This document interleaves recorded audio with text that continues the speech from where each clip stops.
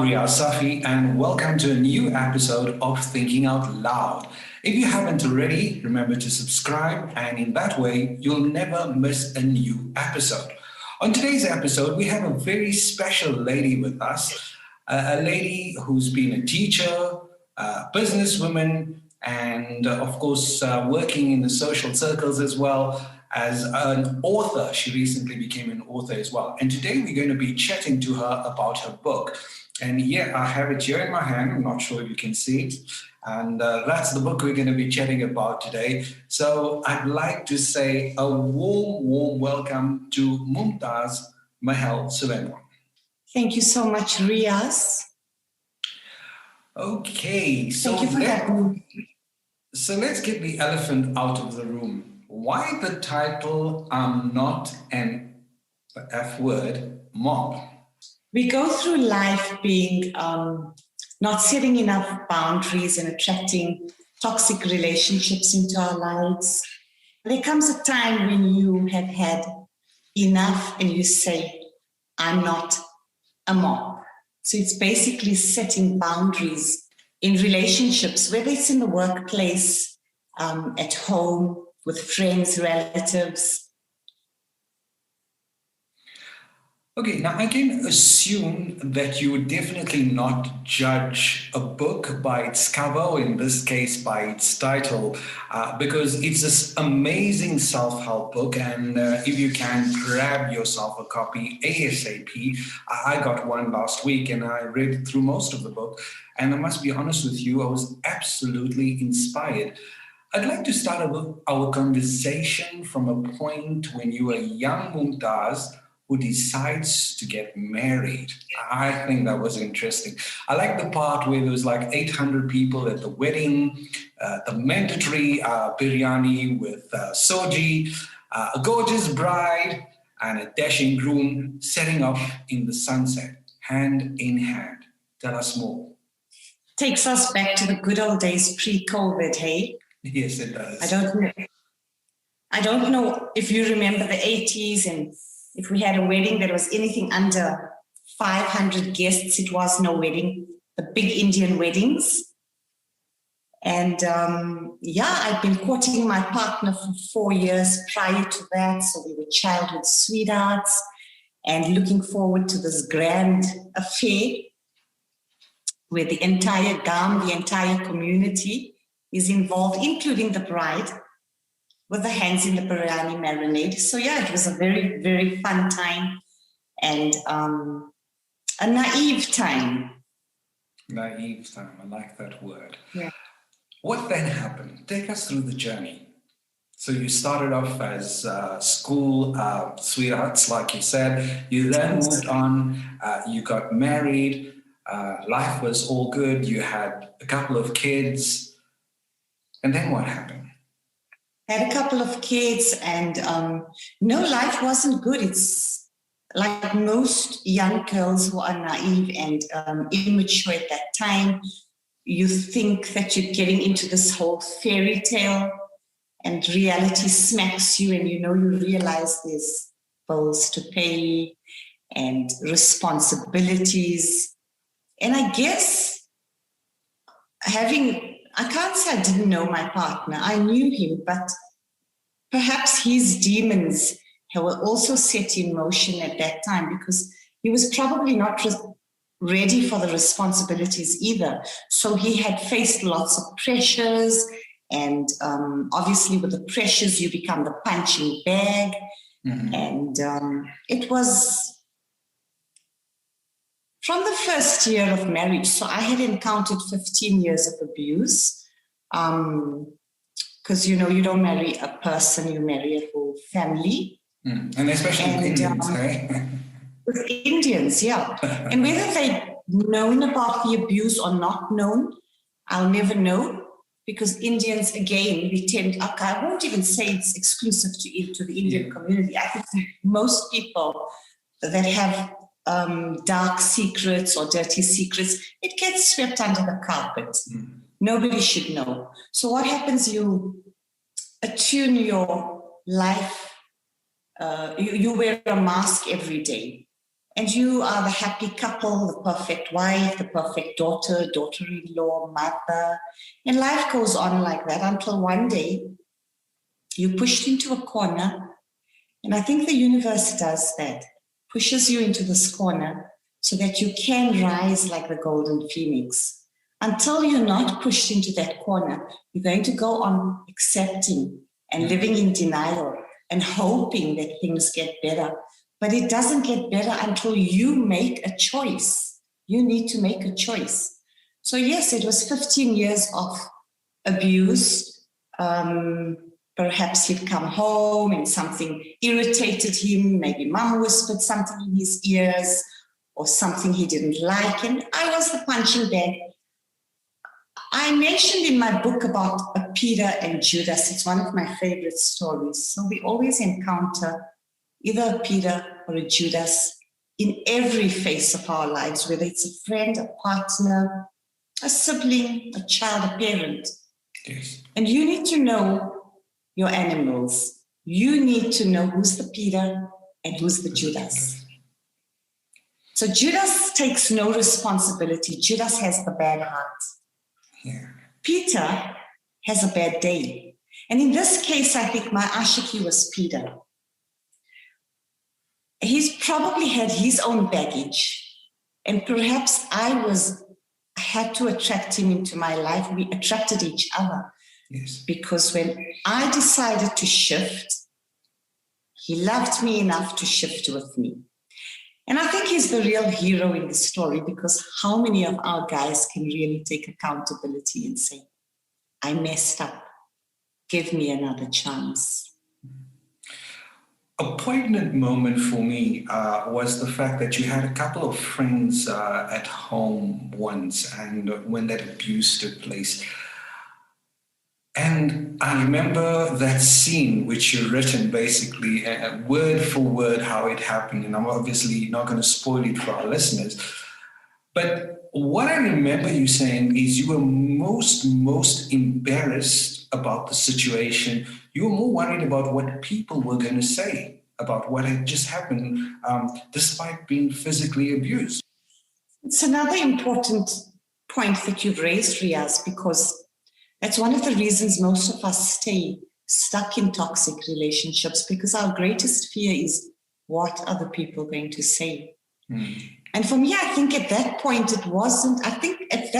I was beyond what people were going to say. At that point, I was literally numb.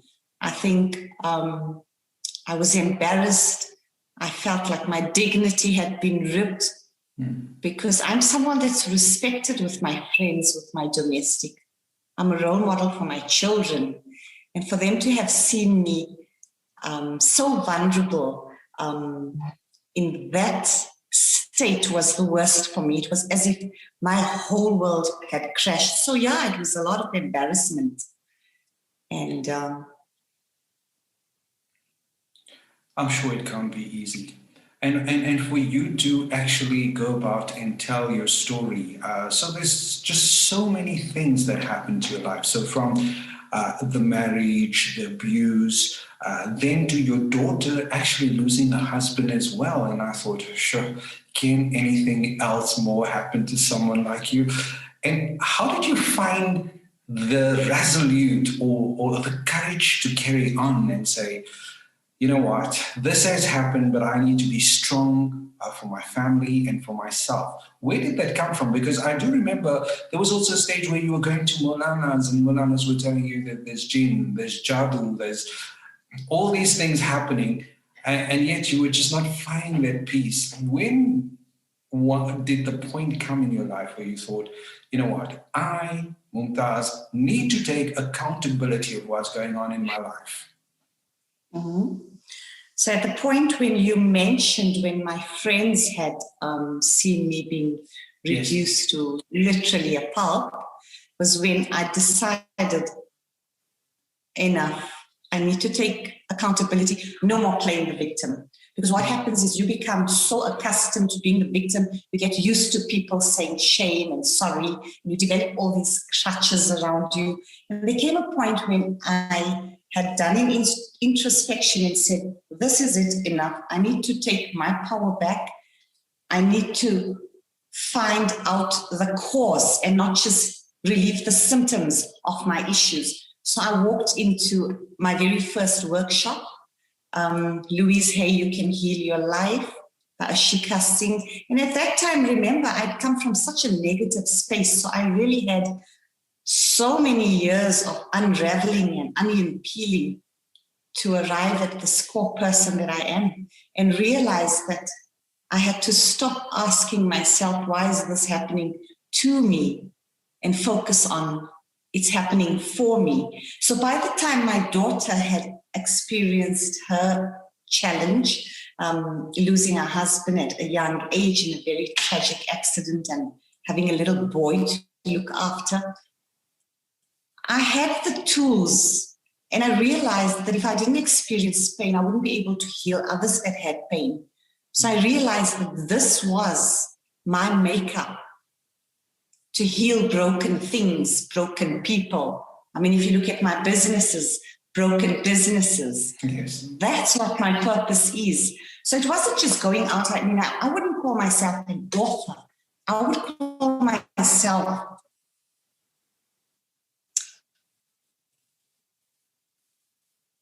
somebody. Mumtaz, you're breaking off. Mumtaz.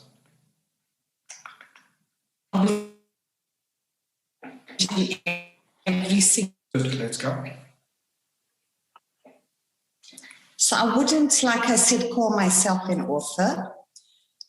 I would say that I need to fulfill the obligation that I was created to do. Like every one of us, we have a purpose. Every single day, we don't wake up and say, I'm here to make money, eat, sleep, crap, and make money. I need to wake up and see how. That was funny. Sorry about that. Okay. Sorry. We need to wake up every day and say, how do I fulfill my obligations first to God, myself, my family, humanity at large?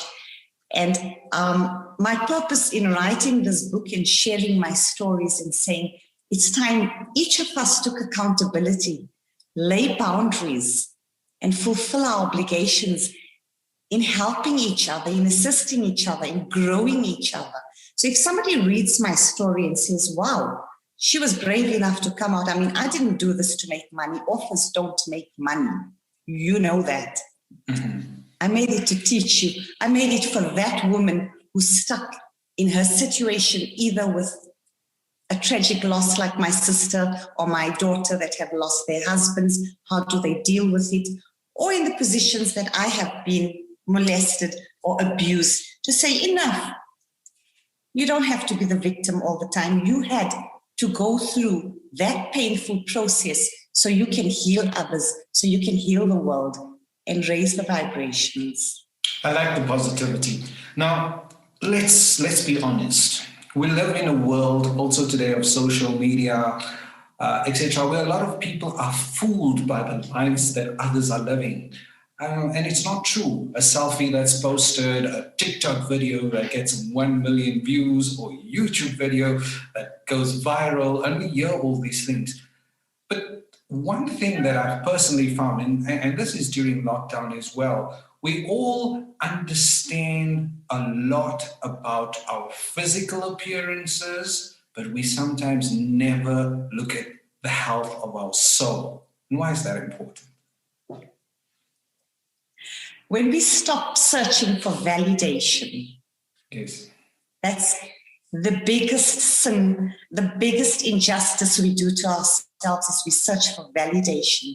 We want to be that social media influencer that we see, or that person with 1 million followers and 1 million likes.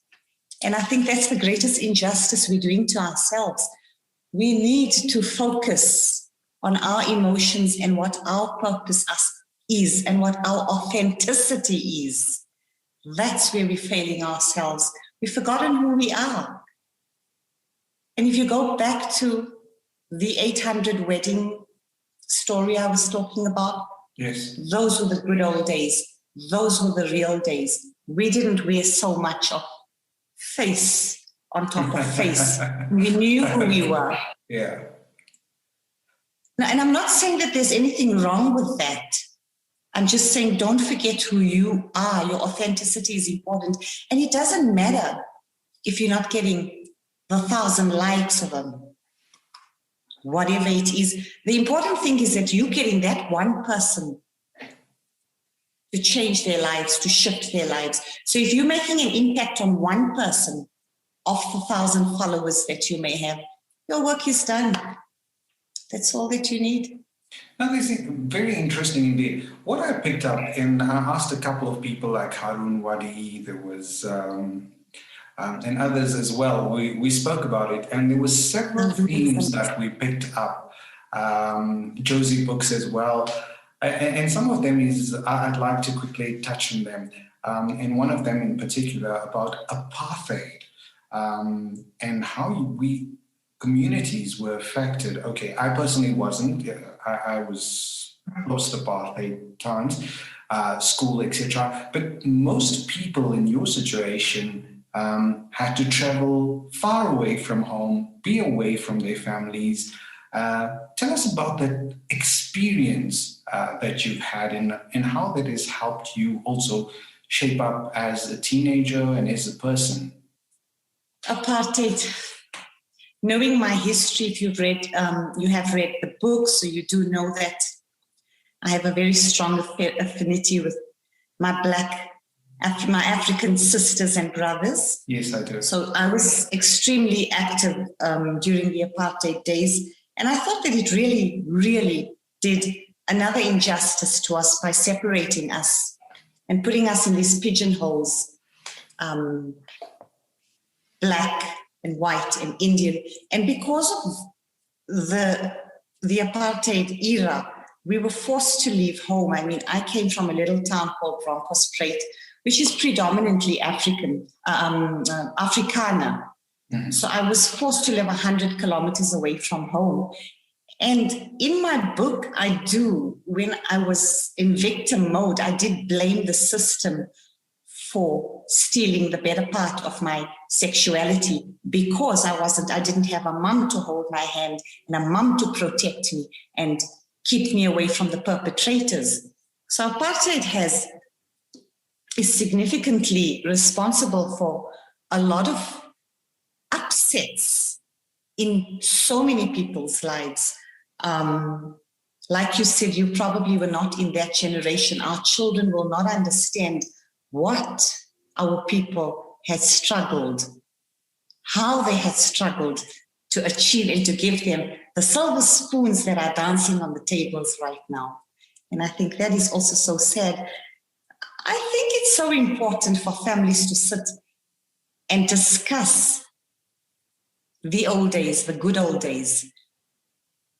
Because when we stopped sitting around the fireplace and communicate with each other, that's when we failed our relationships as families.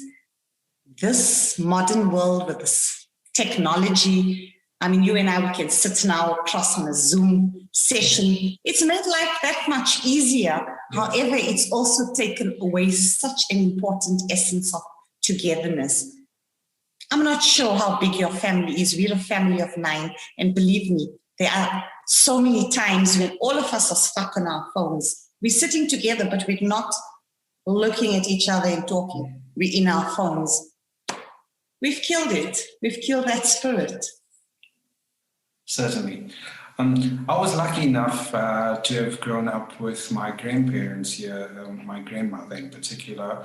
And I must be honest with you, I am one of the very few people in my generation that can actually speak the language as well, because my grandmother could speak Afrikaans and Urdu. So I've obviously done Urdu and Afrikaans, but she couldn't speak English.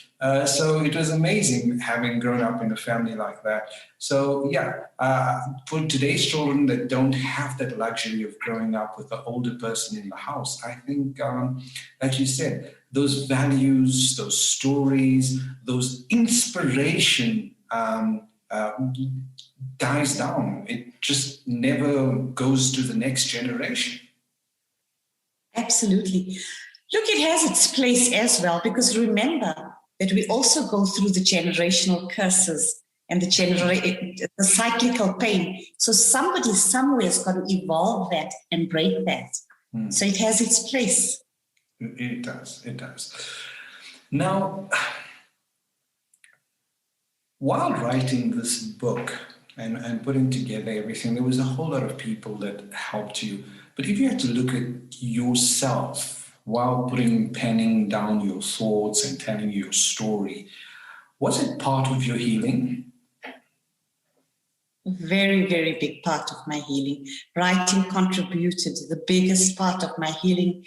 It's cathartic. It's one of the tools we teach for release as well. So I advise anybody that's going through any stuff, instead of confronting the person directly, anything that's sitting on you, write it, delete it, let it go. That's why the book came into a birth in progress, because it was 5 years of writing. Each time I felt something, I'd written. Okay. I'm a person with a very busy mind. I've got 102 million things happening in my mind as I sit here, as I do things. And one of the reasons has to be distraction, isn't our cell phones, because we're always checking our social media, and et cetera, et cetera. And someone did tell me, start journaling, and you'll see how different your life what different experience you have, and you're letting go, you're freeing up your mind, and it's something I want to try. Absolutely. So you're using that tool of journaling to do your forgiveness, you do it for gratitude, you even use it for your vision boards. It's extremely powerful. And I mean, it just takes you away from the busy world. It kind of allows you to get inside and silence the mind. And that's something so important, because we're always busy. Even when we're praying, we're busy. So we take out the spirit from the ritual. And instead of putting it together, it becomes spiritual. When you silence that mind, magic happens. Now, those are some of the very life-saving tips that you've shared in the book. So you were a teacher, you were in business, you're a housewife, you're an author now. I'd like to call you an author. I think your writing is exceptionally great. And I really enjoyed every bit of reading this book, and thank you very much. And I feel you've been through so many things. And in the book, you've actually given some steps that people can follow to heal themselves. We spoke about prayer, we spoke about forgiveness. So I'd like to touch a little bit on forgiveness. Very often, and this is like, we put up all these fancy quotes on our WhatsApp statuses and Facebook and Instagram, etc. And sometimes they say when you're angry or you hate someone, or you always give your power away, don't you? Easiest way to give your power away, and the easiest thing for you to do. Forgiveness doesn't mean condoning the other person's actions. Forgiveness is freeing yourself. There's something so empowering about forgiving somebody. So sometimes you need to use your letter writing tool, or whatever tool you choose to use in forgiveness, more than just once.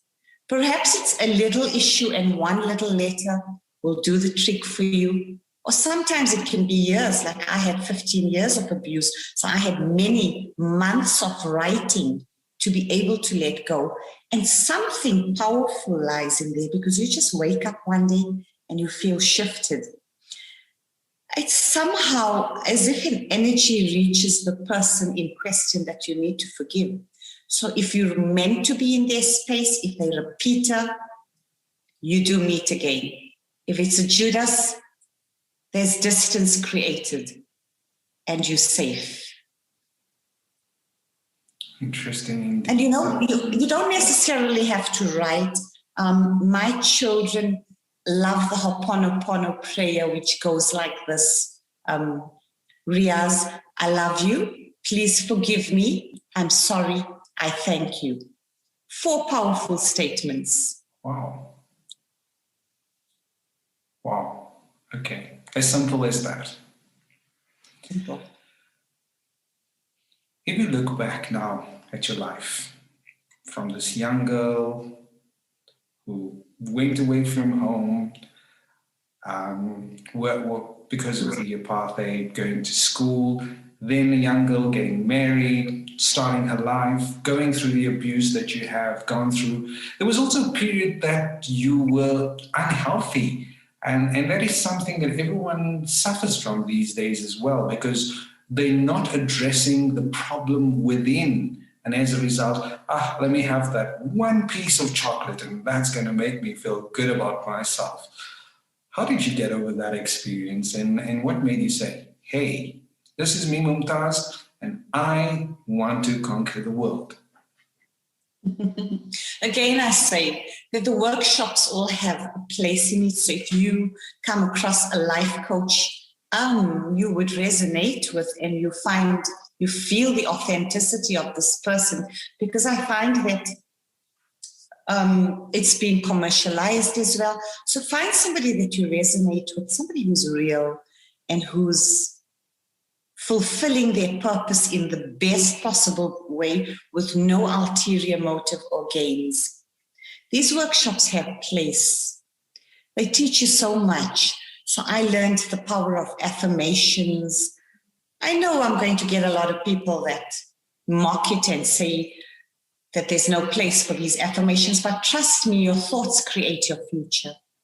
Okay. So when you wake up every single day and you say, I love my, like one of my affirmations, well, I love my body, therefore I feed it with nourishing food and beverages and exercise it in ways that are fun. So remember, I was ballooning almost 80 kilograms. And when I came across them, powerful effort, and again, ballooning 80 kilograms is again an emotional issue because food was my comfort zone.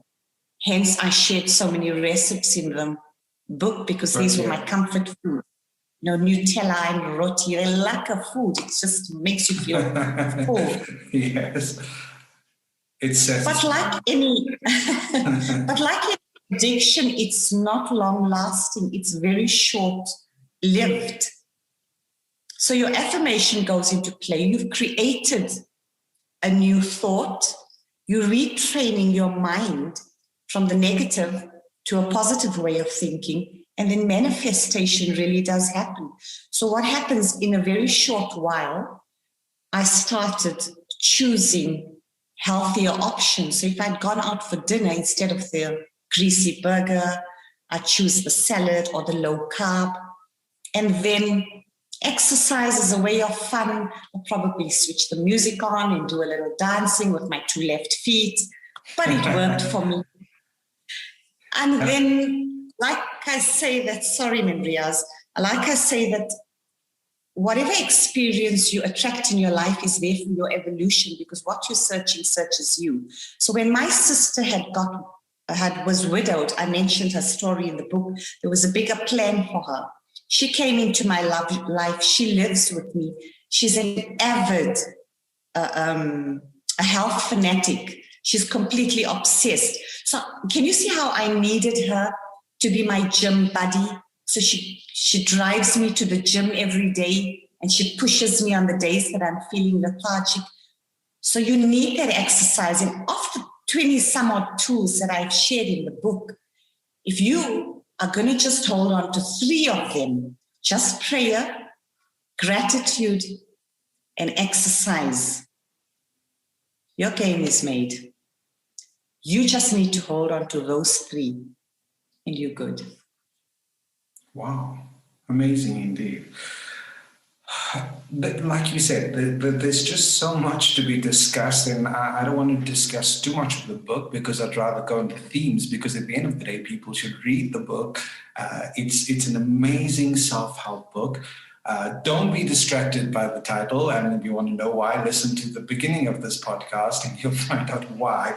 But Mumtaz, besides all that you've done, you've also an activist against gender-based violence and the founder of No to Gossip campaign. That's something interesting. No crikeys. Which one do you want to hear about? You tell me which one you feel comfortable sharing. No to Gossip. No I to like Gossip. that one. Yeah, because, we like panchat. Oh, of course. We all like panchat. All like a little bit of scandal. However, I say it's okay, it's good, it's healthy. If you're talking about somebody to someone close to you, and you're talking about someone that directly affects you, and you want to get some comfort because you were feeling uncomfortable with somebody and you need to get it off your chest, that's okay. There's no sin there. The sin comes in when you're being scandalous.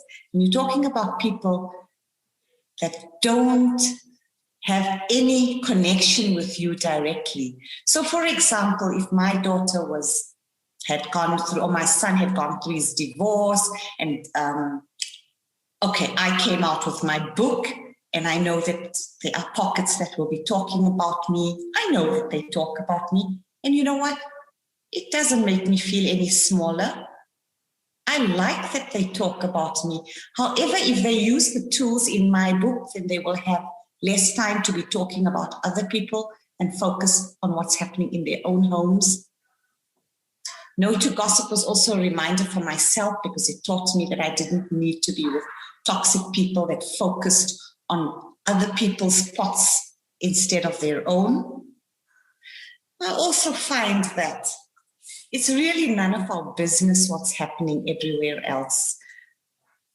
Gossip is a time waster. There's so much of good you can be doing in that time that you would spend an afternoon gossiping with people over tea and coconut biscuits. I mean, you know what? Get yourself alive. Get yourself something that's going to serve you and serve others, serve humanity. So, yeah, I'm not a big fan of gossip. You will find me, yes, talking about someone that directly affects me if they've hurt me in some way. And I may need a friend's advice, and I'll say, listen here, Mohammed or Ahmed, I'm really feeling sad today because this is what Fatima did to me. It doesn't mean I'm being scandalous. When it becomes scandalous is when I'm worrying about who Fatima's meeting in her spare time. That's none of my business. That's ugly.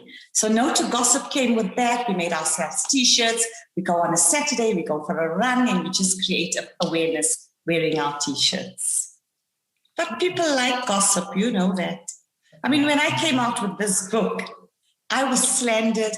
I was told that, I'd heard through the grapevines, people said that everybody goes through this. I just have one question. If you're going through it, does it make it okay? It doesn't make it okay. Wow. Yes, you're 100% right. Many people will not have the courage to speak up, and as a result, they'll be subservient for the rest of their lives. And here's the book. Pick it up. Going to show it to you once again. And yes, that's the book. Not an Effing Mob.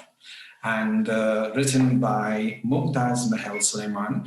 And it's a great self-help book that you can pick up and pick up some great tips as she shares her story from being a young girl to getting married, being in an abusive relationship, how she's healed and fixed herself. It's inspirational because sometimes we like listening to other people's stories to inspire ourselves to do better. And I think this is one great book, one great read that you can definitely get something valuable out of this. And Mumtaz, how do people actually go about purchasing this book? For now, they can get it directly through me or the link White Tea Studios. White Tea Studios, okay. And we'll share that. Write to us if you'd like to find out, and we'll share the numbers with you as well in terms of where you can purchase them from. So that's not a problem. Now to finally end off, after having written this book and the response you got, I mean, it was amazing. I'm going to quickly just go through my cell phone, because I did ask a couple of friends to write to me about the experience of reading your book. And this is what Harun had to say. Harun is amazing. If Harun, you're watching this, I got to say, he's an amazing human being who serves humanity. I love you, Harun. He says, what stuck out for me was the hidden dimensions that people are afraid to speak of. The GBV, patriarchy, abuse of power by religious figures, the disempowerment of women, also the effect of apartheid and that had on children growing up away from home, as they had a lack of access to education and had to move far away from home for schooling, the trauma and the effect it had on many. Also the stories we all have of trauma, hurt, loss, damage, etc. resonates across race, religion, and gender. So that's what Harun had to say.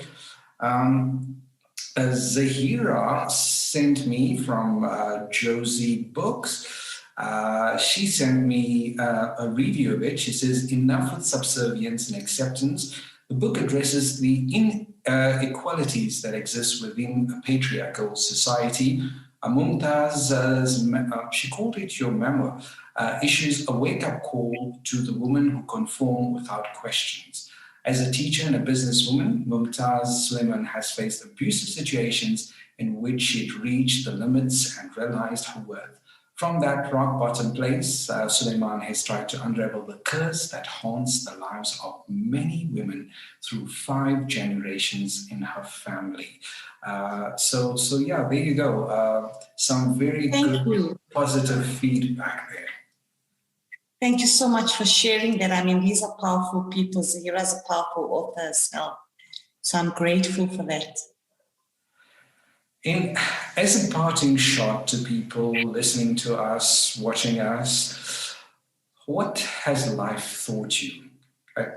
Where you at present, about relationships, about people, about forgiveness, anything that you'd like to share with us. What has life taught you through all your trials and tribulation, that if you were to die tomorrow, this is something that you'd like to leave behind for people to pick up and say, life does go on. Pick yourself up and move on. Before I give my parting words, I'd just like to say that I believe this book started a revolution. It warms my heart when I go through social media and I see that more people are coming forth and speaking about their secrets, and they're writing it, and that warms my heart. We started a revolution with this book. My parting words, celebrate life. Celebrate today. Wear your dress, get up, get dressed, show up, and just celebrate life. Be proud of who you are and celebrate life, indeed. And celebrate you. Actually, celebrate you. Celebrate you, yeah. Yeah. Mumtaz, it was such a pleasure catching up with you. Yes, we hope that this book is going to have a far-reaching consequences for many people that pick it up, consequences as in bettering your life and learning from the lessons that you've shared. And I think at the end of the day, like they say, sharing is caring. Thank you so much, Riyaaz. The honor is absolutely mine. I'm so grateful that you gave me this opportunity. May Allah subhanahu wa ta'ala keep you amongst his favored ones, and may your messages reach far and wide. Thank you so much. Really appreciate it. All the best to you. Thanks, and you too.